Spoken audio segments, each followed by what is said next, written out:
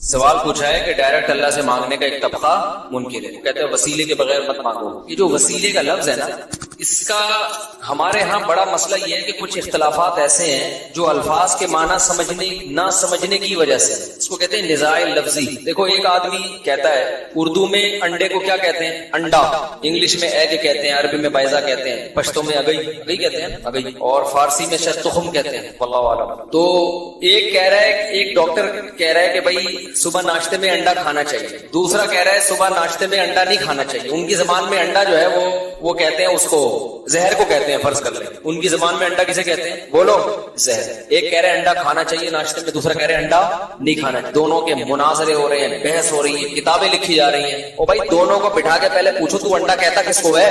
تیری نظر میں انڈے کی ڈیفینیشن کیا ہے؟ وہ بتائے گا اس کو بولتے ہیں، دوسرا کہے گا یہ تھوڑی غلط ہے، اس کو کون ناجائز کہتا ہے؟ یہ تو کھانا چاہیے۔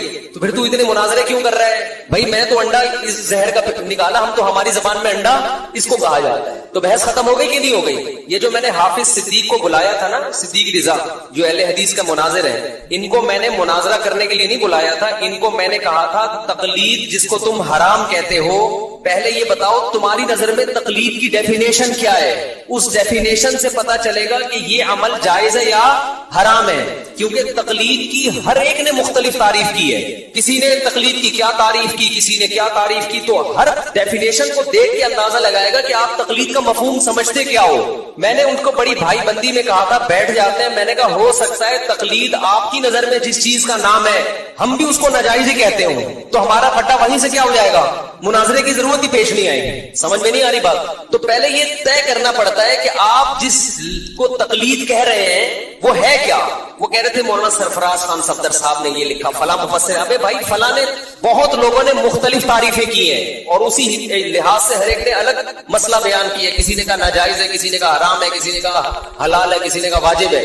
تو پہلے آپ یہ بتاؤ کہ آپ کی نظر میں تقلید کی ڈیفینیشن ہے کیا؟ تو وہ جب تک متعین نہیں ہوگی ہم اس پر بحث آگے نہیں کریں گے۔ اسی وجہ سے میں نے محترم سے کہا تھا کہ آپ تقلید کی تعریف جو آپ جس کو تقلید کہتے ہیں وہ لکھ کے دو، پھر ہم اس پہ بحث کریں گے کہ یہ عمل، لفظ کو نہیں دیکھیں گے، لفظ کو نہیں دیکھیں گے، یہ دیکھیں گے کہ یہ والا عمل یہ اسلام میں جائز ہے یا ناجائز۔ اور آج بھی میں حافظ صدیق رضا کو کہہ رہا ہوں کہ آپ تقلید کی ڈیفینیشن جس کو آپ تقلید کہتے ہو لکھ کے دو پہلے، پھر اس سے ہٹنا نہیں ہے آپ نے۔ پھر یہ نہیں کہنا مولانا سرفراز خان نے یہ لکھا تو مولانا فلاں نے یہ لکھا تو فلاں مفسر نے یہ لکھا۔ جس نے جو لکھا ہے اس کے حساب سے تقلید کا حکم کیا ہو جائے گا؟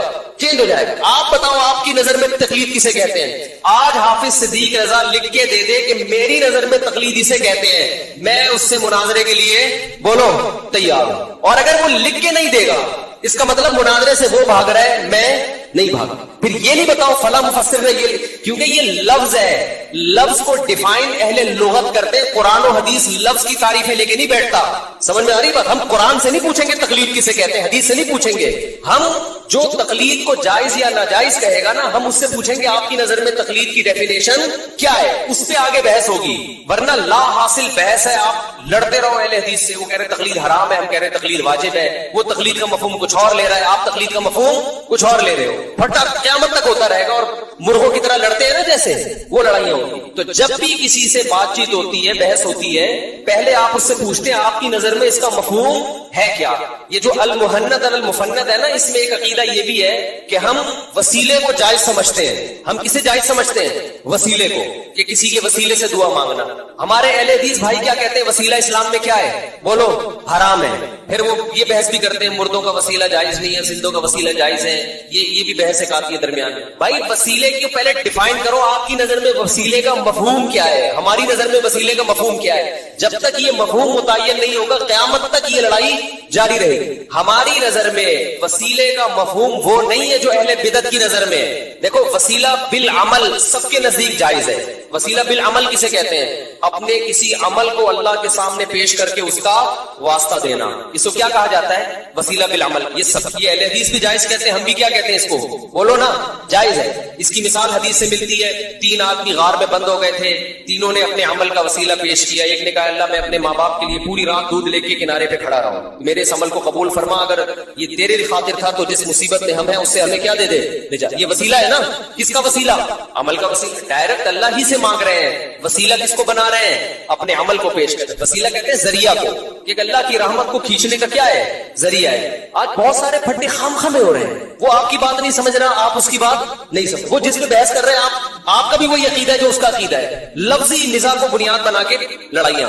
تقلید کا معاملہ بھی ایسا ہی ہے. جس تقلید کو ہم واجب کہتے ہیں اس کو اللہ کی قسم اہل حدیث بھی واجب کہتے ہیں. اس کو اہل وہ کرتے ہیں, واجب کہنا تو دور کی بات, وہ سارے یہی کر رہے ہیں. اہل حدیث کی عوام اپنے علماء کی تقلید کرتی ہے, وہ تقلید جس کو ہم تقلید کہہ رہے ہیں, اور جس کو اہل حدیث علماء جس تقلید کو حرام کہہ رہے ہیں اس کے ہم بھی قائل نہیں ہیں. وہ تقلید اور طرح کی ہے, اور ہم جس تقلید کے واجب یا جائز ہونے کی بات کر رہے ہیں وہ تقلید, اس کی ڈیفینیشن الگ ہے. اس کی اب آپ اگر مفسرین کی کتابوں میں جاؤ گے, فلاں نے یہ لکھا, تو فلاں نے, ہر آدمی نے اپنے حساب سے الگ الگ اصطلاح میں تعریف کچھ اور ہے, لغت میں تعریف کچھ اور ہے, پھر فقہا کی اصطلاح کچھ اور ہے, محدثین کی اصطلاح کچھ اور ہے. اصطلاحی الفاظ دیکھو, کسی چیز کا فزیک میڈیکل نام کچھ اور ہوتا ہے, عوامی نام کچھ اور ہوتا ہے. اگر یہ کورونا کا نام کووڈ-19 ہے نا, یہ تو ڈاکٹروں نے رکھا ہے. گاؤں دیہات میں کسی کو کورونا کو کووڈ-19 تھوڑی کہے گا, وہ پتہ نہیں کچھ اور سے تعبیر کرے گا, بلا ہی بھی ہے, کچھ بھی کہہ سکتا ہے. تو پہلے آپ لفظ کے میننگ متعین کریں گے کہ آپ جس تقلید کے جائز یا ناجائز سمجھ رہے ہیں اس کی میننگ آپ کی نظر میں کیا ہے, اس کے بعد بات آگے چلتی ہے. تو اب یہ سمجھو نبی صلی اللہ علیہ وسلم نے کیا فرمایا کہ 3 آدمیوں نے کیا کیا, اپنا عمل پیش کیا. یہ ہماری نظر میں یہ وسیلہ ہی ہے, وسیلہ بالعمل کہتے ہیں اسے. عمل پیش کیا کہ وہ فلاں نے کہا کہ میں نے پوری رات اے اللہ اپنے والدین کے سامنے دودھ کا پیالہ لے کے کھڑا ہوں. ایک نے کہا کہ مجھے زنا کا موقع ملا, تیرے خوف سے میں اس سے پیچھے ہٹ گیا, تو مجھے اس مصیبت سے نجات دے دے. ایک نے اپنا ایک کاروبار کا واقعہ سنا ہے, اس میں بڑی دیانتداری کی تھی اس نے. تو یہ ہے وسیلہ بالعمل, جس کو اہل حدیث بھی جائز سمجھتے ہیں اور ہم بھی جائز. ایک ہوتا ہے وسیلہ بالذات. تو وسیلہ بالذات ہماری نظر میں وہ وسیلہ بالعمل ہی ہے, کیونکہ ذات برائے ذات مقصود نہیں ہوتی. ہماری نظر میں جب کسی بزرگ کا واسطہ دیا جاتا ہے, اللہ اس کے واسطے سے میری یہ دعا قبول فرما لے, تو واسطے کا مطلب ہماری رائے میں, ہمارے علماء کی رائے میں یہ ہے کہ اللہ مجھے اس سے محبت ہے, یہ تیرا نیک بندہ ہے, مجھے اس سے محبت ہے, میرے اس سے تعلق ہے. یہ تعلق بھی ایک عمل ہے نا, نیک لوگوں سے محبت, نیک لوگوں سے تعلق کیا ہے. دیکھو آپ جاتے ہو, جب آپ کا دفتر میں کوئی کام پھنسا ہوا ہوتا ہے, آپ ایس ایچ او کے چچا کو لے جاتے ہو. تھانے میں کوئی کام پھنسا ہوا ہے, ایس ایچ او کے چچا سے آپ نے رابطہ کیا, چچا سے فون کروایا, چچا کو آپ نے کیا بنایا, وسیلہ. تو اس میں 2 جہتیں ہیں. ایک تو وسیلہ یہ کہ چچا وہ ایس ایچ او سے بھی بڑی چیز تھی کوئی, اس نے جب فون کر دیا ایس ایچ او صاحب پھیر ہو گئے. یہ اللہ پہ کوئی زور, اس طرح کا وسیلہ اللہ کے حق میں نہیں ہو سکتا کہ کوئی کسی کو ذریعہ بنائے اور اللہ اس کے سامنے عاجز آ جائے معاذ اللہ. لیکن ایک یہ ہے, ایس ایچ او کے چچا سے آپ کے کیا تھے تعلقات, آپ چچا کو لے گئے تھانے میں. اب ایس ایچ او یہ نہیں دیکھ رہا کہ یہ میرے چچا ہے, ایس ایچ او یہ دیکھے گا کہ آپ اس کے چچا کے دوست ہیں, تعلق ہے. تو آپ اس سے یہ بولتے ہیں کہ بھائی یہ آپ کے چچا, ان کا واسطہ آپ کو دے رہا ہوں, کیا مطلب میرا ان سے ریلیشن ہے, میرے ان سے دوستی ہے, میرے ان سے اٹھنا بیٹھنا ہے, تو حکمن میں بھی آپ کا چچا ہی ہو گیا ایک طرح سے, یا حکمن میں بھی آپ کا ریلیٹو نکلا کہ نہیں نکلا. تو ریلیشن یا تعلق یا محبت یہ عمل ہے, تبھی تو اس پہ آخرت میں جزا بھی ملتی ہے اور سزا بھی ملتی ہے. برے لوگوں سے تعلق ایک عمل ہے, آخرت میں اس پہ وبال آئے گا. نیک لوگوں سے محبت اور تعلق ایک عمل ہے, آخرت میں اس پہ ثواب ملے گا. نبی نے فرمایا سب سے بڑا عمل یہ ہے جس کی وجہ سے 7 آدمیوں کو قیامت کے دن اللہ کے عرش کا سایہ ملے گا.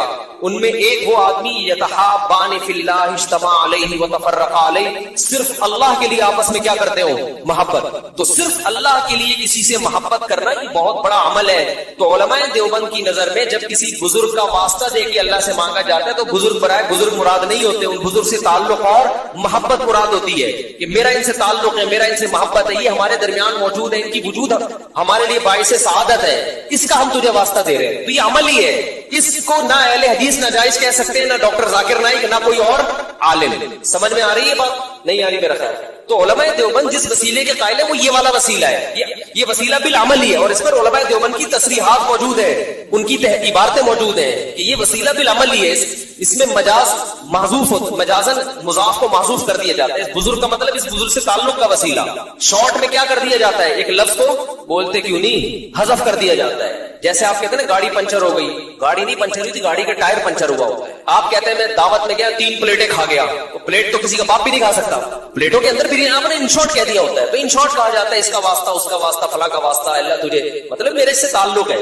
تبھی کسی چرسی ہیروئنچی کا واسطہ بولو نہیں دیا جاتا, بزرگوں کا واسطہ دیا جاتا ہے. ہاں اس پر اتنا ضرور اشکال ہوتا ہے کہ بعض دفعہ عوام اس فرق کو نہیں سمجھتی کہ یہاں مضاف محذوف ہے.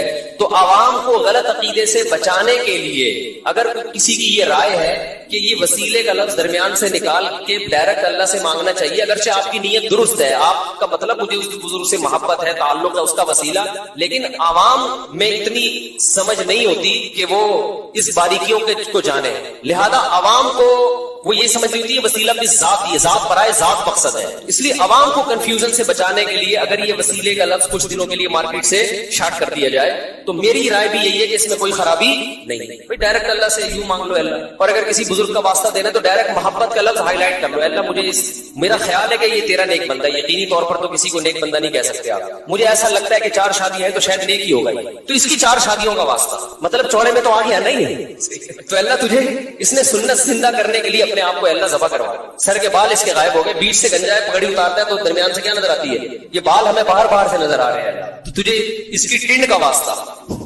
تو یہ جو مضاف ہے نا، جو محذوف ہے اس کو ہائی لائٹ کر دے آدمی یا ڈائریکٹ بول دے تاکہ کوئی بدعتی آدمی کو تائید نہ ملے، تو یہ میری ایک رائے ہے، لیکن یہ بھی قرآن و حدیث نہیں ہے، رائے کا اختلاف کا پورا حق ہوتا ہے، دوسرا کہہ سکتا ہے کہ بھائی مجھے آپ کی رائے سے اتفاق نہیں ہے، نہ کوئی اس سے شرک پھیل رہا ہے، کچھ بھی نہیں ہو رہا، خام ایک چیز کو بنا لیا، چلو چلتا ہے پھر وہ بھی ٹھیک ہے، یہ بھی ٹھیک، تو یہ جو وسیلے کے لفظ پہ اتنی بحثیں چل رہی ہیں، یہ وسیلے کے لفظ کا مفہوم پہلے متعین کرو کہ تمہاری رائے میں وسیلہ کسے کہتے ہیں، ہماری رائے میں وسیلہ کسے کہتے ہیں، تقلید کی ڈیفینیشن ابن قیم نے الگ کی ہے، ابن تیمیہ نے الگ کی ہے، علامہ سرفراز صدر صاحب نے الگ کی ہے، حضرت فلاں نے الگ کی ہے، وہ ہر ایک الگ الگ حکم بیان کر رہا ہے، سمجھتے ہو؟ تو پہلے آپ بتاؤ آپ کی نظر میں کیا اس کا تصور ہے، ہم اس پہ بحث کریں گے کہ یہ جائز ہے یا ناجائز۔ تبھی حافظ صدیق رضا نے کہا نا کہ تقلید کہتے ہیں بلا دلیل کسی کی بات کو ماننا، تو میں نے تو بہت سارے تابعین نے صحابہ کی باتوں کو بلا دلیل مانا، اس پہ فوراً وہ ہمارے مشہور زمانہ نے کلپ بنا لیا کہ وہ صحابہ تھے اور تم کیا ہو، تم تو کوئی دیوبندی ہے، تو کوئی بریلوی ہے، تو کوئی فلانا ہے، تو کوئی ڈمکانا، تو بات جو چل رہی ہے اس کو موضوع سے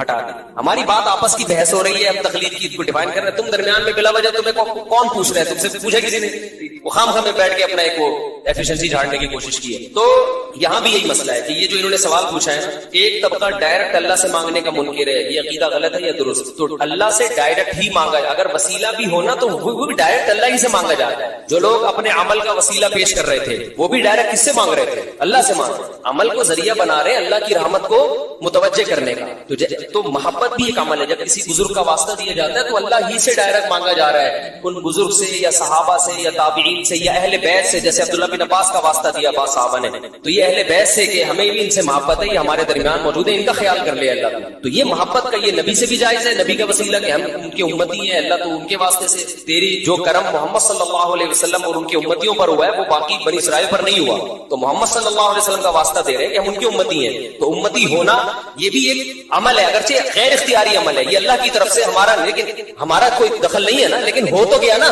ایمان کا واسطہ دیا جاتا ہے، اللہ تو نے جو ہمیں ایمان دیا اس کا واسطہ کہ تو ہمارے گناہ کو معاف کر دے، تو یہ ایمان اختیاری تھوڑی، ہمیں تو گاڈ گفٹڈ ایمان ملا ہے نا، ماں باپ کی وجہ سے ملا ایمان، تو عمل غیر اختیاری ہو یا اختیاری ہو اس کا وسیلہ دیا جا سکتا ہے، لیکن میری رائے یہی ہے کہ جو صحابہ میں عام طور پہ دعا مانگنے کا رواج تھا تو اسی کو زیادہ فوکس کرنا چاہیے، ایسا لفظ درمیان میں کیوں لے کر آ رہے ہو جس کے مطلب بیان کرنے پڑے، لیکن المہند میں جو علماء دیوبند کا عقیدہ لکھا ہوا ہے نا کہ وسیلے سے دعا مانگنا جائز ہے، اس کے مراد یہ والا وسیلہ ہے، اور اس کے ناجائز ہونے کا کوئی بھی دنیا میں قائل نہیں ہو سکتا، جنہوں نے ناجائز لکھا ہے وہ اس کو نہیں لکھا ہے، اس کو کہہ نہیں سکتی، تو عمل ہے، سمجھتے ہو؟ اب کوئی یہ قرآن و حدیث سے دکھاؤ یہ وسیلہ بالعمل ہے، تو لغت قرآن و حدیث سے نہیں دکھائی جاتی، میں اگر کہہ رہا ہوں 3 پلیٹیں کھا گیا، ایک آدمی قسم اٹھاتا ہے کہ خدا کی قسم بریانی کی 3 پلیٹیں کھاؤں گا، اور اس نے پلیٹیں نہیں کھائی، بریانی کھائی، مفتی کے پاس آیا مسئلہ پوچھنے کے لیے، مفتی اسے بتائے گا کہ تجھے کفارہ تجھ پر لازم نہیں ہے کیونکہ تو نے 3 پلیٹوں کی قسم اٹھائی تھی اور تو نے 3 پلیٹیں کھا لی۔ ایک بندہ سامنے بیٹھا ہوا ہے، وہ کہہ رہا مفتی صاحب پلیٹیں تو وہیں کے وہیں پڑی ہوئی، اس پر تو کفارہ لازم ہے قسم کا،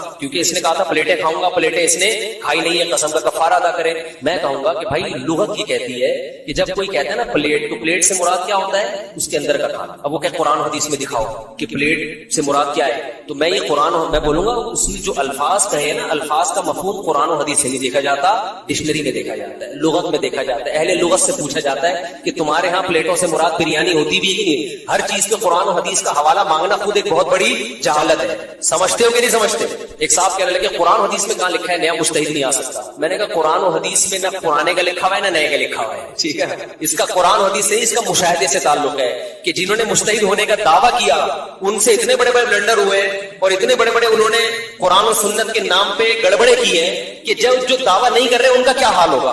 تو مشاہدے پر مبنی ایک حقیقت ہے کہ اب لوگوں میں وہ صلاحیتیں نہیں ہے. دیکھو یہ 360 ایپ ہے نا ایپلیکیشن 360, اس کے جو جنہوں نے بنائی وہ اہل حدیث ہے. میرا مقصد مسلک پر اعتراض کرنا فی الحال نہیں ہے. لوگ کہتے ہیں ہم تو اب تو ہمارے پاس سامنے قرآن و حدیث بالکل ایسے, اب ہمیں کیا ضرورت ہے کسی عالم سے پوچھنے کی. کل میں نے 360 ایپ میں صحیح مسلم کی ایک حدیث دیکھی, اس کا ترجمہ غلط ہوا. صحیح مسلم کی حدیث کا ترجمہ ہوا ہے نبی کے دور میں اکٹھی 3 طلاقیں ایک سمجھی جاتی تھی. اکٹھی کا لفظ ایپلیکیشن والے نے یا تو خود غلط لگایا یا کسی ترجمہ اٹھایا جو ترجمہ کیا تھا طلاق کا مسئلہ ہے, اتنا حلال و حرام کا مسئلہ, اس میں آپ صحیح مسلم کی حدیث میں ایسا ورڈ کا اضافہ کر رہے ہیں جو عربی الفاظ میں بولو, اور اس سے زمین آسمان کا فرق پڑ رہا ہے مسئلے میں. تو ایپلیکیشن دیکھ کے انسان مفتی نہیں بن جاتا, صرف کتابیں پڑھ کے مفتی نہیں بن جاتا. اسے کیا پتا کہ یہ کتاب میں جو حدیث کا ترجمہ ہے یہ بھی, اور آج خیانتیں بہت ہیں, ہر آدمی اپنے مسلک کے حساب سے حدیثوں کو ڈیفائن کر رہا ہے, ترجمے اپنے مسلک کے حساب سے کر رہا ہوتا ہے. تو شاید وہ اہل حدیث ہے, شاید انہوں نے اس وجہ سے کر دیا, مجھے نہیں یقین سے نہیں میں کہہ سکتا, ہو سکتا ہے کہیں سے کاپی پیسٹ کیا ہو ترجمہ, لیکن یہ بہت بڑی گڑبڑ ہے, اس پہ آواز اٹھانی چاہیے. پھر مجھے کچھ لوگوں نے بتایا کہ اور بھی کچھ حدیثوں میں اس طرح کا مسئلہ ہوا ہے, تو میں نے ان سے کہا مجھے نکال کے لاؤ, میں تھوڑا سا ان ایپلیکیشن والے صاحب سے بات کروں گا کہ بھئی اس کو آپ اس کو کریکٹ کریں. تو میرا پیغام 360 جنہوں نے ایپلیکیشن بنائی ہے انتہائی احترام کے ساتھ ان تک اگر کوئی پہنچا سکتا ہے تو ان کو بتائے کہ یہ جو آپ نے صحیح مسلم کی حدیث کا ترجمہ کیا کہ نبی کے دور میں اکٹھی 3 طلاقیں ایک سمجھی جاتی تھی, اس میں اکٹھی کا لفظ کیا کریں, حذف کریں, یہ صحابی کا بیان نہیں ہے, اس میں علیہ طلاق ہے, یہ علیہ طلاق 3 ایک سمجھی جاتی تھی, جس کا جواب موطا امام مالک میں موجود ہے, ابو داؤد میں موجود ہے کہ زمانہ جاہلیت میں جیسے متع جائز تھا صحیح مسلم کی حدیث کے مطابق, ایسے ہی 3 طلاقیں چاہے ایک مجلس کی ہو یا 10 مجلس میں 3 ایک سمجھی جاتی تھی. اسلام نے اس حکم کو منسوخ کیا ہے. خیر حدیث پر فقہی بحث تو ایک الگ ٹاپک ہے نا, ترجمہ تو لفظ بلفظ ہونا چاہیے نا, اس کی تشریح کیا ہے وہ تو ایک الگ چیز ہے. آپ تشریح میں لکھ دیں اپنی رائے, ترجمے میں تو نہ لکھیں, ترجمے میں تو لوگ سمجھیں گے یار یہ نبی کے دور میں تو ایک مجلس کی 3 ایک, اور یہ مولویوں نے کیا فتوے دینا شروع کر دی. تو چاروں امام معاذ اللہ, صحابہ کرام, تابعین جو اکٹھی 3 کو 3 کہتے تھے, لوگ ان کو سب کو بیوقوف معاذ اللہ سمجھیں گے, اور یہ ہو رہا ہے آج کل. چند حدیثوں کے نمبر ترجمے یاد کر کے اسلاف سے اعتماد کیا ہو رہا ہے, ختم ہو رہا ہے. تو یہ گڑبڑیں ہو رہی ہیں. یہ دور فتنوں کا دور ہے, علمیت نہیں ہے, لکیر کی فقیری کا دور ہے, مسلک پرستی کا دور ہے. ہر آدمی قرآن و سنت کے نام پہ نیا مسلک بنا کے کہتا ہے یہ ٹھیک ہے اور میرا کوئی مسلک ہے نہیں, میں کسی کو نہیں مانتا. مطلب ہوتا ہے سارے غلط ہیں, میں کیا ہوں, صحیح ہوں. یہ چل رہا ہے مارکیٹ میں. تو الفاظ کو پہلے متعین, وسیلے کا لفظ بھی ایسے پہلے اس کو متعین. عام اچھے کیسے ہوتے ہیں, جس کو فطرت سلیمہ اچھا قرار دے. آپ کسی کی خدمت کرتے ہیں تو سب اس کو اپریشیٹ کریں گے, ماشاءاللہ بہت اچھا. حق دبائیں گے, سب برا بلا کہتے ہیں, انسانی فطرت اس کو قبول نہیں کرتی. سخاوت انسانی فطرت کو اچھی لگتی ہے, بخل اور کنجوسی انسانی فطرت کو بری لگتی ہے, بشرطے کہ فطرت ہی خراب نہ ہو گئی ہو. کسی کی نیچر ہی خراب ہو گئی ہے تو اسے تو کنجوس آدمی بہت اچھا لگتا ہے, اور سخی اسے بیوقوف لگتا ہے. اسے سخی لگے گا بیوقوف, اور کنجوس لگے گا اپنے جیسا ہے نا. جیسے چائنیز کو کتا کھانے والا اچھا لگتا ہے, جو کتا نہیں کھاتا انہیں وہ کتا لگتا ہے. تو وہ فطرت چینج ہو گئی ہے. جھوٹ انسانی فطرت جھوٹ کو قبول نہیں کرتی, برا لگتا. دیکھو بچے بھی جھوٹ بولتے ہیں تو وہ تھوڑا سا شرما رہے ہوتے ہیں, انہیں احساس ہوتا ہے کہ غلط کر رہے ہیں. یہ فطرت ہے, فطرت انکار کرتی ہے انسان, غلط ہے یہ. لیکن ایک وقت آتا ہے جھوٹ بول بول کے انسان جھوٹ سے محبت اور سچ سے نفرت, اسے جھوٹے لوگ ہی پسند ہوتے ہیں, وہ سچوں کے ساتھ چل ہی نہیں سکتا. تو اللہ نے بتایا کہ کھاؤ بھی اچھا اور کرو بھی اچھا, یعنی عمل بھی پاکیزہ ہونا چاہیے, گندا عمل نہیں ہونا. زنا گندا عمل ہے, جھوٹ گندا عمل ہے, چوری گندا عمل ہے, ڈکیتی گندا عمل ہے, رشوت گندا عمل ہے. 2 نمبریاں بھی ایک صاحب نے کال کی, تاجر کوئی آج کل کوئی تاجر مفتیوں سے مسئلہ پوچھے سمجھ لو بہت نیک ہے, کیونکہ تجارت میں لوگ علماء سے نہیں پوچھتے. نماز روزے کے مسائل تو پوچھیں گے, تجارت میں کہتے ہیں ان مولویوں کو ایک طرف رکھو, یہ کم وقت پیسے کمانے نہیں دیں گے. سمجھ میں آ رہی ہے بات. تو ایک تاجر نے فون کیا کہ ہم بولیاں لگتی ہیں نا, تو کوئی بھی مارکیٹ میں جب کوئی چیز کوئی کمپنی سیل کرتی ہے تو بولی لگاتی ہے, یعنی وہ نیلام کرتی ہے اس چیز کو, بھئی کون کتنے میں خریدے گا. تو ہم آپس میں طے کر لیتے ہیں کہ تو جو ہے اتنی قیمت لگانا اور میں اس سے کم لگاؤں گا, تاکہ وہ میرے سے خرید, مجھے بیچنے کے بجائے آپ کو بیچ دے. بات آ رہی ہے سمجھ میں؟ یعنی پہلے سے مکمکا کر کے بیٹھے ہوئے ہوتے ہیں خریدار کہ میں اس چیز کی قیمت کم لگاؤں گا تاکہ مجھے نہ بیچے اور وہ آپ کو بیچنے پر مجبور ہو جائے, اس کا میں آپ سے کمیشن لوں گا. بات آ رہی ہے سمجھ میں؟ بھائی 10 آدمی پہنچے, ایک چیز نیلام ہو رہی ہے اسے خریدنے کے لیے, یہ کم قیمت لگا رہے ہیں کیونکہ ان کا ارادہ خریدنے کا نہیں ہے، بلکہ ان کا ارادہ یہ ہے کہ کچھ لوگ تو کٹے نا اور ہم اس کے حق میں کیا ہو جائیں، دستبردار ہو جائیں، اس کا کمیشن لوں گا میں اس سے۔ شرعن جائز ہے یہ؟ میں نے کہا جائز نہیں ہے۔ کس بات کا کمیشن لے رہا بھائی؟ کوئی تو ہی نہیں بنتا اس کمیشن کا، اس کی چیز ہے، وہ آگے جتنے میں فروخت کرے۔ رسول اللہ صلی اللہ علیہ وسلم نے نجش سے منع کیا۔ وہ یہی ہوتا ہے کہ آپ بولی میں شریک ہوتے ہیں، آپ کا ارادہ خریدنے کا نہیں ہوتا، بس ریٹ کو ایک حد تک لانے کا ارادہ ہوتا ہے۔ یہ آپ دھوکہ دے رہے ہیں بیچنے والے کو۔ آپ جب ریٹ لگا رہے ہیں یہ چیز میں 1000 کے لوں گا، آپ کا ارادہ نہیں ہے، وہ یہ سمجھ رہے ہیں کہ 1000 میں واقعی ایگری ہے لینے کے لیے، آپ کا مقصد ہوتا ہے کم ریٹ تاکہ زیادہ والے کو بیچ دے۔ وہ یہ دھوکہ ہے، اور یہ مارکیٹ میں ہول سیل کے حساب سے یہ دھوکہ ماشاءاللہ پبلک بولو نا بھائی دے رہے۔ تو کہنے لگے اس کا تو فائدہ بائر کو جا رہا ہے، جو بیچنے والا ہے اس کو فائدہ ہو رہا ہے۔ بائر بیچنے والے کو کہتے ہیں، خریدنے والے کو کہتے ہیں بیچنے والے کو کہتے ہیں۔ وہ میں نے وہ پچھلی دفعہ انگلش میں بولا نا، I have had a car for 10 years اور I have a car for 10 years میں فرق ہے، تو واقعی فرق ہے، کسی انگریزی دان سے پوچھو جا کے۔ اس کے بعد لوگوں نے کہا وہ فور پہ زیادہ زور دے رہے ہیں کہ فور ہی استعمال ہوگا، تو میں فور یہ سینس کا مسئلہ نہیں ہے، وہ تو مجھے بھی پتا ہے سینس کہاں استعمال ہوتا ہے، فور کہاں استعمال ہوتا ہے۔ مسئلہ یہ ہے کہ میرے پاس ایک کار 10 سال سے ہے، اس کے لیے I have a car for 10 years کا جملہ غلط ہے، سمجھ رہے ہیں؟ میرا جو فوکس کر رہا ہوں میں ہیو ہیڈ اور ہیو، یہ ہیو کے استعمال میں یہ مقصد کوئی شعبہ میں مجھے تو فارغ آدمی ہوں انگلش میں، لیکن میں بتا رہا ہوں کہ جو ہمارے بہت سے پڑھے لکھے بھی کیا ہیں، فارغ ہیں، یہ کہنے کا مقصد ہے۔ اور ان سسٹم کی وجہ سے، ایسا نہیں کہ لوگوں میں صلاحیت نہیں ہے، سسٹم بیڑا غرق کر رہا ہے، تعلیم ہے ہی نہیں، تو وہ فور پہ لوگ زور دے رہے ہیں، فور کے بجائے فور ہی آئے گا، سینس نہیں آئے گا۔ وہ تو مجھے پتا ہے سینس اور فور میں کیا فرق ہوتا ہے۔ مسئلہ یہ ہے کہ وہ ٹینسز کا استعمال نہیں آتا بہت سے لوگوں کو، آپ کو آتا ہے، جو بیان سن رہے ہیں ان کو آتا ہے، ان کے علاوہ کی بات کر رہا ہوں۔ تو جو بیچنے والا ہے نا، بیچنے والا وہ کہہ رہے ہیں وہ تو پھر فائدہ لے جائے گا، اس کو کیا ہو جائے گا فائدہ، وہ تو پھر اپنی منہ مانگی قیمت پہ چیز بیچے گا۔ اس کو ہم منہ مانگی قیمت پہ بیچنے سے بچنے کے لیے یہ کرتے ہیں۔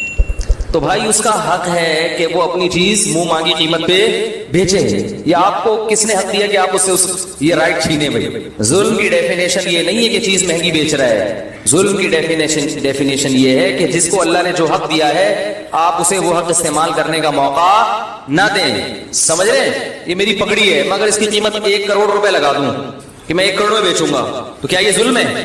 بولو نا بھائی، کوئی ظلم نہیں۔ آپ نہ خریدو، آپ کیوں بیوقوف ہو کہ 1 کروڑ کی پگڑی خرید رہے ہوں؟ پہاڑ ادھر جاؤ، ادھر سوراب روڈ میں جاؤ، آپ کو یہ مل جائے گی 1500-2000 روپے کی۔ ہاں میں اگر دھوکہ دوں، میں کہوں یہ قائد اعظم کے زمانے کی پگڑی ہے اور قائد اعظم نے بھی اس کو اپنے سر پہ ایک دفعہ باندھا تھا، یا علامہ اقبال نے مجھے گفٹ میں دی ہے، یہ کیا خیال ہے؟ وہ ایک آدمی نے دیوار بنائی ملتان میں نا، بہت بڑی دیوار بنائی، ٹکٹ لگا دیا اس کو دیکھنے پر پیسے کمانے کے لیے۔ لوگوں نے کہا کہ یہ جو ہے اس کو کیوں کوئی دیکھنے کے لیے آئے گا؟ اس نے کہا یہ میں یہ ثابت کروں گا یہ بہت قدیم دیوار ہے، بہت قدیم دیوار ہے، تو وہ جو آثار قدیمہ کی وجہ سے لوگ دیکھنے آئیں گے۔ اس نے کہا یہ کیسے پتہ چلے گا قدیم دیوار ہے؟ اس نے کہا پتہ چل جائے گا۔ تو اگلے دن وہ آیا، دیکھا اس پہ لکھا ہوا ہم قائد اعظم کو ملتان آنے پر خوش آمدید کہتے ہیں، دیوار پہ لکھا ہوا تھا ہم قائد اعظم کو ملتان آنے پر خوش آمدید کہتے ہیں۔ تو یعنی وہ اشتہار لگا دیا کہ جیسے لوگ سمجھیں یہ اس زمانے کا لگا ہوا۔ تو اگر کوئی دھوکہ دے رہا ہے، کوئی گڑبڑ کر رہا ہے، باتوں کو گھما رہا ہے، لفاظی کر رہا ہے، پھر تو ٹھیک ہے بھائی، یہ دھوکہ جائز نہیں ہے۔ یا کوئی ایسی چیز ہے جس کی لوگوں کو شدید ضرورت ہے اور آپ نے ریٹ اتنے بڑھا دیے کہ اب لوگوں کی دسترس سے باہر نکل گئے، آٹا آپ نے ذخیرہ کر کے اس کے ریٹ بڑھا دیے۔ ظاہر ہے روٹی تو سب کو چاہیے نا، اور سب پوری مارکیٹ سے آپ نے آٹا اٹھا کے اسٹاک کر لیا، اب آپ اپنے منہ مانگے ریٹ پر بیچ رہے ہیں، تو اتنے ریٹ بڑھا دیے کہ غریب آدمی کی دسترس سے آٹا نکل گیا۔ یہ ناجائز ہے، کیونکہ بھائی یہ تو لوگوں کی بنیادی ضرورت ہے، پگڑی لوگوں کی بنیادی ضرورت نہیں ہے، پلاٹ لوگوں کی بنیادی ضرورت نہیں ہے، یہ بھی ذہن میں رکھیں۔ گاڑی لوگوں کی بنیادی ضرورت بولو بھائی نہیں ہے، گاڑی کے ریٹ اوپر جائیں گے نیچے آئیں گے، سب کچھ ہوگا۔ ہاں کبھی ایسا ہو کہ ساری گاڑیاں کوئی قبضہ کر کے بیٹھ جائے، جو ایسے ہوتا نہیں ہے، پھر یہ کہیں گے کہ بھئی اب یہ ضرورت بن چکی ہے۔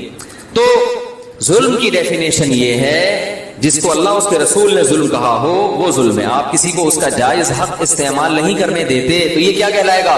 ظلم کہلائے گا۔ تو میں نہیں بیچ رہا اپنی پگڑی 1 کروڑ روپے میں، آپ بے فکر رہیں۔ آپ پریشان ہو گئے یار 1 کروڑ میں ہم کیوں خریدیں؟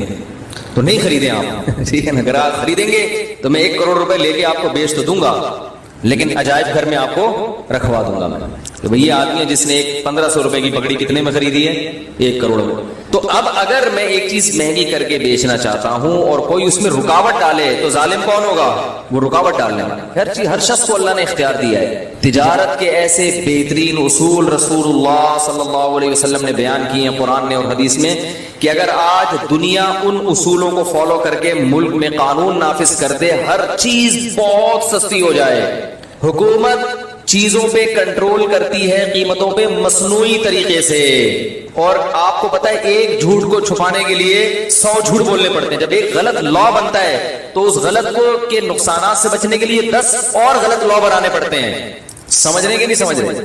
تو تجارت پر انشاءاللہ ہم کبھی بیان کریں گے، اور ابھی میں عنقریب تجارت پہ بزنس پہ ایک ورکشاپ بھی کروانے والا ہوں۔ آپ لوگوں کو اس میں شرکت بولو بھائی کرنی پڑے گی۔ اس میں تجارت کی اہمیت کیا ہے اسلام میں، بزنس، جائز بزنس کسے کہتے ہیں، ناجائز، کیونکہ لوگ علماء سے پوچھتے رہتے ہیں نا، لوگوں کو بزنس میں حلال و حرام کی الف بے بھی معلوم نہیں ہے۔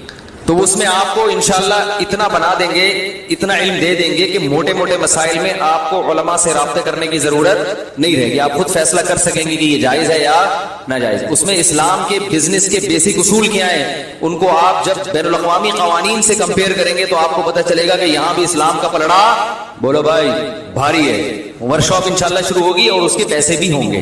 سمجھ رہے کہ نہیں سمجھ رہے؟ فری پھوکٹ میں بولو نا، کیونکہ لنگر تھوڑی تقسیم ہو رہا ہے وہاں پہ، لنگر تھوڑی ہے کہ وہ آؤ بیٹھو اور یہ شاپر میں بریانی ڈال کے ٹھیک ہے۔ کیونکہ لوگوں کو بہت تکلیف ہوتی ہے جب کسی ورکشاپ کے پیسے رکھ لیے جائیں نا، اتنے گندے گندے کمنٹس آتے ہیں لوگوں کے، لیں گے طبیعت سے پیسے لیں گے انشاءاللہ آپ سے، بے فکر رہیں۔ لینے کے بعد غریب کو کھلا دیں یا کسی بیوہ کو کھلا دیں، وہ جیسے ابھی چھوڑیں، زیادہ تفصیل میں نہیں جاتا میں، وہ ہماری مرضی، یا خود کھا جائے ہماری مرضی ہے، وہ جس نے آنا ہے نہیں آنا نہیں ہے، بڑھ میں کیا خیال ہے؟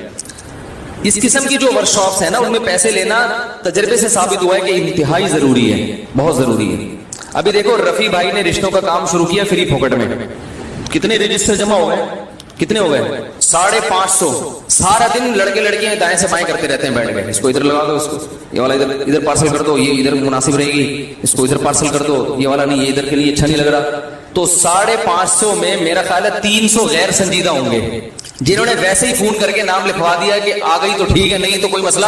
اب وہ ان کو بتا رہے ہیں یہ تمہارے لیے مناسب نہیں، یہ نہیں، یہ نہیں چلے گی، یہ بھی نہیں چلے گی، یہ بھی نہیں چلے گی۔ انہوں نے نام لکھوایا اس لیے کہ کوئی بھور پری آ گئی، اتفاق سے تکا لگ گیا تو ٹھیک ہے، ورنہ ٹائم ویسٹ، اپنا بھی اور دوسروں کا بھی۔ سمجھ رہے کہ نہیں سمجھ رہے؟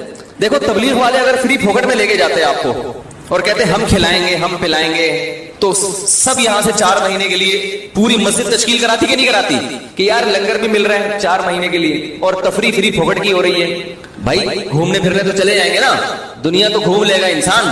تو تبلیغ والوں نے رکھا بھائی جتنا خرچہ آئے گا پیسہ آپ کو خود دینا پڑے گا، ٹھیک ہے نا؟ کوئی ٹرسٹ نہیں ہے، کوئی انہوں نے ایسا ادارہ نہیں بنایا کہ جو لوگ تبلیغ میں جائیں گے تو ان میں جو غریب ہیں ان کے ساتھ تبلیغ والے تعاون کریں، نہ نہ نہ، ادھار لے کے جاؤ پیسہ۔ وہ ایسے کلیکشن نہیں کرتے، وہ ایسے کرتے کہ آپ اس طرح سے کرتے ہیں کہ جماعت میں جب نکلے تو امیر صاحب کے پاس پیسے پہلے جمع کرا دو، ادھار کا نہیں رکھتے وہ لوگ۔ تو اس سے فائدہ کیا ہو رہا ہے؟ مخلص لوگ جا رہے ہیں۔ سمجھ رہے کہ نہیں سمجھ رہے؟ تو بے فکر رہے، اتنی زیادہ فیس نہیں ہوگی کہ آپ کوئی ہم اس کو بزنس ہی کا وہ بنا دیں، ایسا نہیں ہے، لیکن یہ بہت ضروری ہے۔ اس زمانے میں 2 چیزیں ہیں کہ ایک تو مسلمانوں میں بزنس کا رجحان کم ہو رہا ہے، یہ بہت خطرناک ہے۔ دنیا میں وہ شخص غلام تھا، غلام ہے، غلام رہے گا جو ہر وقت کیا بولوں گے میں، پھر وہ زبان بھی میری جو ہے نا بعض دفعہ وہ بلاغت نہیں آتی اگر بہت تمیز سے بات کی جائے بعض دفعہ، تو بس سمجھیں کہ اٹھائی گیری ہے۔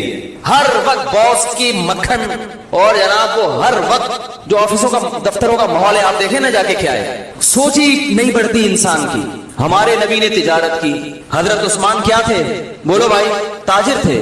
جتنے مالدار صحابہ ہمارے علم میں ہیں سب کے سب تاجر تھے۔ بعض لوگ اس پہ اشکال کرتے ہیں سارے تجارت کریں گے تو ملازمت کون کرے گا؟ جیسے ایک صاحب نے مجھ سے بھی سوال پوچھا کہ آپ کہتے ہیں اپنا مکان ذاتی مکان کے بجائے کرائے پہ رہ لو، وہ پیسہ کہیں اور لگا لو، تو جب سب کرائے پر لیں گے تو پھر کرائے پہ مکان ملے گا کہاں سے؟ اشکال سمجھ رہے ہیں بھائی؟ جب سب کسی کا ذاتی مکان ہی نہیں ہوگا، مفتی صاحب کے بیانات سن کے، تو کرایہ دار کو گھر کہاں سے ملے گا؟ وہ بھی تو کسی کا ذاتی مکان ہی ہوگا نا جس میں کرایہ دار جا کے رہے گا۔ بھائی آپ ہی کی سمجھ میں نہیں آ رہا تو کیسے پھر جواب کیسے سمجھیں گے؟ بھائی جب سب لوگ نیک بن جائیں گے اور ذاتی مکان بنانا چھوڑ دیں گے, دنیا کو مسافر خانہ سمجھیں گے, دنیا ہے گزر گئی گزران, کیا جھونپڑی کیا میدان, کیا اپنا ذاتی گھر, کرائے پہ رہو. تو جو ہم کرائے پہ رہتے ہیں وہ بھی تو کسی کا ذاتی گھر ہوتا ہے, تو پھر کرائے پہ بھی گھر نہیں ملے گا. تو بھائی بیان پورا سنا کریں تسلی کے ساتھ. مولانا صاحب کہہ کیا رہے ہیں, جیسے نوجوان نے میرا شادی پہ بیان سن لیا, یہ نہیں کہا کہ اپنے خرچے پہ, یہ والا نہیں سنا. اب ابا کو جا کے خون پی رہا ہے ابا کا کہ مفتی صاحب نے کہا 15 سال میں شادی ہو جانی چاہیے, تو مفتی صاحب نے یہ بھی تو کہا کہ اپنے خرچے پہ ہونی چاہیے, یہ والا نہیں سنا. کئی لوگ ایسے ہیں نوجوانوں نے خون پیا ہوا گھر جا جا کے ابا کا شادی کراؤ شادی کراؤ شادی کراؤ. ابا کہہ رہے کم بخت تو ویسے ہی کسی کام کا نہیں ہے, بہو بھی میرے کھاتے میں لا کے ڈال رہا ہے, پھر سارے پوتے نواسے بھی میرے کھاتے میں لا کے ڈالے گا, میں کوئی کھولوں گا بہت سمجھا ہوا ہے تو نے مجھے. تو کیا بات کر رہا تھا, نہیں یہ جو ابھی بات آئی تھی آدھا بیان. ہاں ذاتی مکان جو ہے نا, تو بھائی میں نے ذاتی مکان بنانے سے منع نہیں کیا. میں آپ سے یہ کہہ رہا ہوں کہ اگر اللہ نے بہت دیا ہے تو ذاتی مکان بناؤ, پیسے جوڑ جوڑ کے نہ بناؤ. جب اللہ نے آپ کو پیسہ دیا تو 3 چیزوں کو پہلے فوکس کرو. نمبر 1, خوراک سب سے ٹائٹ. ذاتی مکان بنا لیا لیکن اچھا کھانے کے پیسے نہیں بچے, بھاڑ میں جائے ایسا مکان. یہ بھی تو باڈی بھی تو مکان ہے نا. ارے پہلے اس کی ہڈیوں کا سریا مضبوط کرو, پھر مکان میں سریا ڈالو. دودھ پینے کے پیسے نہیں ہے کم وقت کے پاس ہے بھائی, کیلشیم گھڑیوں ادھر کم ہو رہا ہے, فخر اس پہ کر رہا ہے میں نے ذاتی مکان بنایا, یہ مکان میرا ہے. ابے تو نے اتنی قسطوں پہ مکان لیا اور اتنی انویسٹمنٹ تم نے تھوپ دی اس کے اوپر, تم نے پوری زندگی تم جو کرنے کی جو اہم اس سے زیادہ چیزیں تھی, یہ تو بھائی چھت تو کرائے کے گھر پہ بھی ہو جاتی ہے نا, وہی چھت ہوتی ہے وہی پنکھا ہوتا ہے. لوگ کہتے ہیں مالک مکان نکال دے گا تو نکال کے روڈ پہ تھوڑی کہیں اور چلے جاؤ. میں نے تو لاکھوں میں کوئی ایک کرایہ دار ہوتا ہے جو بیچارہ روڈ پہ آتا ہے, بلکہ کرایہ دار کو روڈ پہ لانا آسان نہیں ہے, وہ کم وقت نکلے گا کہاں. کرایہ دار کو گھر سے نکالنا پولیس نہیں نکال سکتی, قوانین کچھ ایسے بنے ہوئے ہیں. تو سب سے پہلے فوکس کرنا ہے کس کو, خوراک ٹائٹ ہونی چاہیے. سمجھ رہے ہیں, جتنی آپ کی تنخواہ ہے, ارننگ ہے, کاجو بادام پستہ یہ کھاؤ. میں نے لوگوں کو نہیں دیکھا یہ کھاتے ہوئے. اپنے ذاتی بنگلے ہیں, گھر ہیں, سرجانی میں 120 گز کا گھر بنا کے سینہ تان کے چل رہا ہے, میرا ذاتی گھر ہے. کھاتا کیا ہے تو, چائے میں ڈبو کے پاپے کھا رہا ہے سرجانی والا. تو بھائی ہم تم سے اللہ کا شکر ہے بہت اچھے ہیں. تو یہ جو کولیسٹرول ہے نا, کوئی ڈاکٹر سے پوچھے, پھر وہ میں ڈاکٹروں کی فیلڈ میں ٹانگ نہیں اڑا رہا, میرے ڈاکٹروں سے تعلقات ہیں, کبھی ثبوت پیش کروں گا کن کن ڈاکٹروں سے تعلقات ہیں. سمجھ رہے ہیں, ابھی جو میرا سلپ مینجمنٹ پر بیان ہوا ہے نا, سلپ نیند کتنی ضروری ہے, کیسے ضروری ہے, اس پر یو کے بہت بڑے اسپیشلسٹ ہیں, ان کا رپلائی آیا. اگر کبھی موقع ملا تو وہ آڈیو سناؤں گا. انہوں نے کہا زبردست خاندانی بات کی ہے. سمجھ رہے ہیں, جو میں نے نیند پر ابھی بیان کیا نا, نیند کتنی اور کیسے, بہت خوش ہوا اپریشیٹ کیا انہوں نے. خاندانی تو اتنے بیوقوف نہیں ہے جتنے لوگ سمجھتے ہیں بھائی. تو یہ جو کولیسٹرول ہے, بادام کاجو پستہ, ان چیزوں سے جو ہمیں چکنائی حاصل ہوتی ہے یہ نقصان نہیں دیتی. یعنی میں تو یہ نہیں کہہ رہا کہ نقصان نہیں دیتی, بلکہ کم نقصان دیتی ہے. نقصان بھی اس صورت میں دے گی کہ آپ ایکسرسائز بالکل چھوڑ دیں. وہ تو پھر کچھ بھی کھاؤ گے, پھر زیتون کھانا نقصان دے اگر آپ اس انرجی کو یوٹیلائز نہیں کر رہے. وہ زیتون جس کی اللہ نے اتنی تعریف کی ہے, وہ بھی اگر آپ تھوکتے چلے جا رہے ہیں اور کوئی ایکٹیویٹیز نہیں ہے, پھر تو میرے بھائی کچھ بھی کھا لو گے. زمزم بھی اگر آپ پیتے ہی چلے جا رہے ہو کہ اللہ نے ہماری مہمان نوازی کی, اور آپ بوتلوں کی بوتلیں چڑھائے جا رہے ہو, بھائی تھوڑا سا پیو, پھر تھوڑا سا چلو اس کو نیچے تو بیٹھنے دو نا, پیتے جا رہے ہو تو وہ بھی نقصان پہنچائے گا. تو بادام کھاؤ, پستے کھاؤ اور اخروٹ کھاؤ. اخروٹ کی شکل اللہ نے کیسی بنائی ہے, برین جیسی. یہ اللہ کی عجیب قدرت ہے. کچھ چیزیں ایسی اللہ نے بنائی ہیں کہ ان کی شکل میں اللہ نے میسج رکھ دیا ہے. سمجھ رہے ہو کہ اس کے لیے مفید ہے. بالکل اخروٹ کا چھلکا بھی کھوپڑی جیسا, اور اندر سے جب نکلتا ہے تو کیسا, دماغ, بہت مفید ہے دماغ کے لیے. مسئلہ ہی سارا دماغ کا ہے نا ہماری قوم کا. بھائی اگر لوگ اخروٹ کھانا شروع کر دیں, آدھے مسائل قوم کے ویسے ہی حل ہو جائے. یہ سارا مسئلہ کہاں کا ہے, کھوپڑی میں تو بات سمجھ میں نہیں آ رہی ہوتی. اب دیکھو میں کتنی اہم بات کر رہا ہوں کہ آدھی سے زیادہ لوگوں کی یہ سمجھ میں نہیں آئے گا. ابھی جائیں گے پھر وہی کھائیں گے, باہر سے جوس کے ڈبے لے کے پیئیں گے. حقیقت بتا رہا ہوں, چپس کھائیں گے جو دکانوں پہ مل رہے ہیں, جس کا یہ بھی نہیں پتا کہ پلاسٹک ہے, یہ کاغذ ہے, کیا ہے یہ. ویسے تو کاغذ نہیں, آلو ہی ہے, لیکن ایک مثال دے رہا ہوں کہ کچھ پتا نہیں ہے. وہی الٹا پلٹا جو گند بلا کھا رہے ہیں وہی کھاتے چلے جائیں گے. تو سب سے پہلے فوکس کس کو کرو میرے بھائی؟ خوراک اچھی ہونی چاہیے، ٹائٹ ہونی چاہیے، اس پہ لگاؤ پیسا. اگر گھر خریدنے کے پیسے نہیں بچتے بولو کوئی مسئلہ نہیں ہے، پہلے یہ جو میرا گھر ہے نا جس میں میری روح رہتی ہے، اس باڈی کا اسٹرکچر، اس پہ کنسٹرکشن کا کام کرنا ہے سب سے پہلے. بولو میں نے ٹھیکیدار کو ٹھیکہ دیا ہوا ہے کہ یہ جو 5.5-6 فٹ کی باڈی ہے اس پہ کنسٹرکشن کا کام کر کے اس کو انسان کا بچہ بنانا ہے. دیکھنے میں کیا لگے، یہ بیمار نہ لگے دیکھنے میں. ایک بیماری اللہ کی طرف سے ہوتی ہے بھائی، وہ تو پیغمبروں پر بھی ہوئی ہے. وہ تو جتنا اچھا کھاؤ گے، وہ بہاریوں میں ایک مثال مشہور ہے کہ جب انسان کی شامت آتی ہے تو اونٹ پہ بیٹھے ہوئے کو بھی کتا کاٹ لیتا ہے. حالانکہ اونٹ کتنا اوپر، بندہ کتنا، کتا وہاں تک پہنچ جاتا ہے. وہ تو اللہ کی قدرت ہے. لیکن ہمیں اپنے ہاتھوں سے اپنے آپ کو ہلاکت میں ڈالنے کا حکم تو نہیں ہے نا. میں لوگوں سے کہتا ہوں یار وہ تل کا تیل نکلواؤ جوڑیا بازار سے جا کے، اس میں کھانا پکا کے کھایا کرو، بہت ٹائٹ ہے صحت کے لیے. ابے بھائی بہت مہنگا پڑے گا، لوگ مجھے کہہ رہے ہوتے ہیں. میں کہتا ہوں یہ جو اپنی گاڑی میں تو پیٹرول ڈال رہا ہے اس سے سستا پڑے گا. صحیح ہے نا، اس سے کیا پڑے گا. اور جب صحت خراب ہوگی، خدا کی قسم صحت مند آدمی رکشے میں چلے جائے وہ زیادہ اچھا ہے بنسبت اس کے کہ بیمار لینڈ کروزر میں جا رہا ہو. آپ کے نیچے لینڈ کروزر ہو، صحت ٹھیک نہ ہو، ہے لینڈ کروزر ہے اور کبھی بھی خطرہ ہے، مر سکتا ہے، ہارٹ اٹیک، شوگر، ہر وقت ہر چیز ناپ تول کے چل رہی ہے. گاڑی آٹومیٹک ہے، خود مینول پہ آئے ہوئے ہیں. گاڑی آپ نے کیا رکھی ہوئی ہے؟ آٹومیٹک. خود کس پہ ہے؟ خود مینول. شوگر لیول کنٹرول اتنی کھانی ہے، ڈاکٹر نے کہا بھی پھر چیک کرنی ہے کہ نہیں ہے. تو گاڑی مینول ہو، خود کو جو اللہ نے ہمیں آٹومیٹک بنایا ہے، ہماری باڈی شوگر لیول کو خود ہی کنٹرول کرتی ہے کہ نہیں کرتی؟ زور سے بولیں، زور سے. بھائی جب تک شوگر کی بیماری نہیں ہوتی شوگر لیول خود ہی کنٹرول ہوتا ہے. جب تک کولیسٹرول کی بیماری نہ ہو کولیسٹرول لیول بھی باڈی خود ہی، دیکھو جوان آدمی گند بلا بھی کھاتا رہے کولیسٹرول لیول پھر بھی کنٹرول میں رہتا ہے نا. باڈی خود ہی اس کو سیٹنگ پہ لاتی ہے. میٹابولزم اتنا اچھا ہوتا ہے اندر کا جو سسٹم ہے کہ وہ فیٹ کو پیدا ہونے ہی نہیں دیتا. تو گاڑیاں پہ زیادہ زور ہے کہ یار مینولی آٹومیٹک ہونی چاہیے اور اپنی باڈی کو بیڑا غرق کر کے رکھا ہوا ہے. تو یہ دنیا کی محبت ہے، یہ دنیا کی محبت ہے. دیکھنے میں تو لگ رہا ہے دنیا کی، لیکن حقیقت میں دنیا کی محبت ہے یہ. تو اپنی باڈی پہلے کس پہ رکھو بھائی؟ جو اللہ کا نے بنایا ہوا سسٹم ہے. تو پہلے ٹھیکیدار کو ٹھیکہ دو، بولو بھائی یہ جو 5.5-6 فٹ کا انسان ہے نا اس پہ کنسٹرکشن کا. بچوں کو بھی کنسٹرکشن کیا، ان کی تو گروتھ ہو رہی ہے نا. بچوں کو بھی کم وقتوں کو گند بلا کھلایا جا رہا ہے. بس ذاتی گھر ہے. یہ کس کا گھر ہے بیٹا؟ اللہ کا بڑا فضل ہے کہ ہم کرائے کے گھر میں، اپنی زمین، اپنی چھت اپنی ہی ہوتی ہے. اپنی چھت صرف قبر کی ہوگی، یاد رکھو، وہاں سے کوئی نہیں نکالے گا آپ کو. باقی یہ آپ کی اپنی نہیں ہے. اتنا پنکھوں سے دیواروں سے دل مند لگاؤ. سمجھ رہے ہو کہ نہیں سمجھ رہے؟ آپ کیسے تھے باڈی بھی تو ختم ہو جائے گی، باڈی ختم ہو جائے گی یقیناً، لیکن باڈی اگر اچھی ہوگی تو ختم ہوتے ہوتے ایسے کارنامے کر کے جائے گی کہ اس کا ثواب اس کو قبر میں ملے گا. ذاتی مکان کا کوئی ثواب قبر میں نہیں ملتا.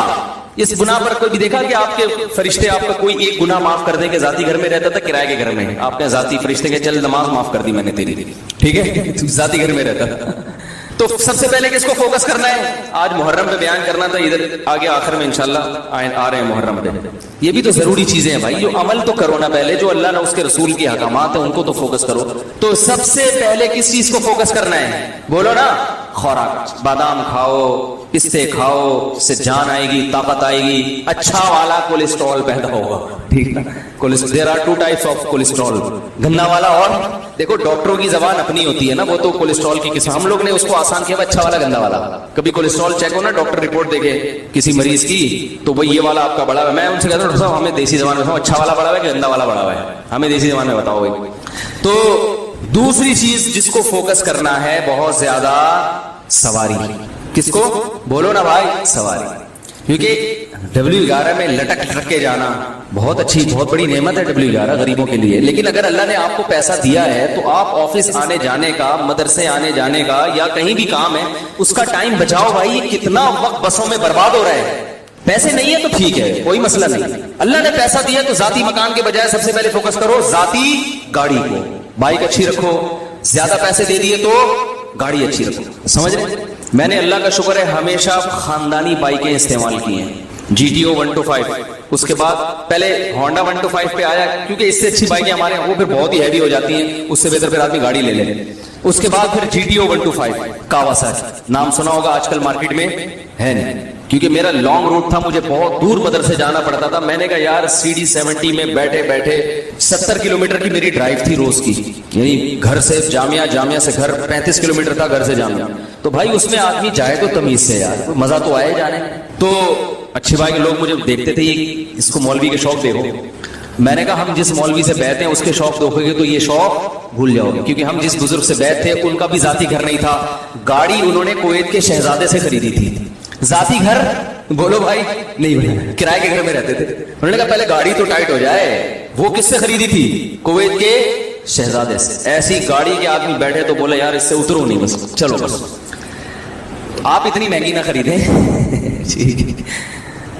تو سواری اچھی. نبی صلی اللہ علیہ وسلم نے ارشاد فرمایا 3 چیزوں میں نحوست ہے, یعنی وہ بری نکل آئے تو زندگی برباد. بیوی, گھر اور سواری.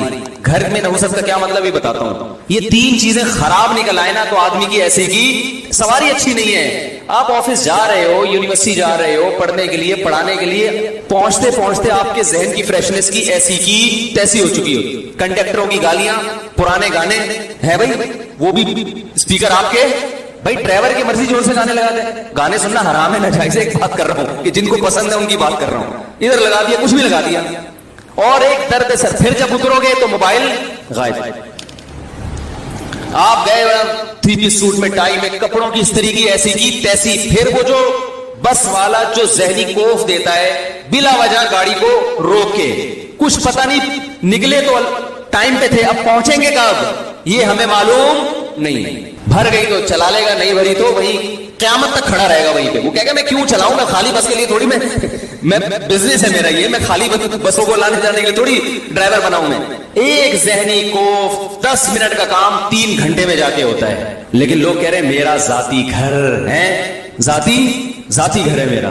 تو اتنی ٹینشن تم روز لے رہے ہو, روز.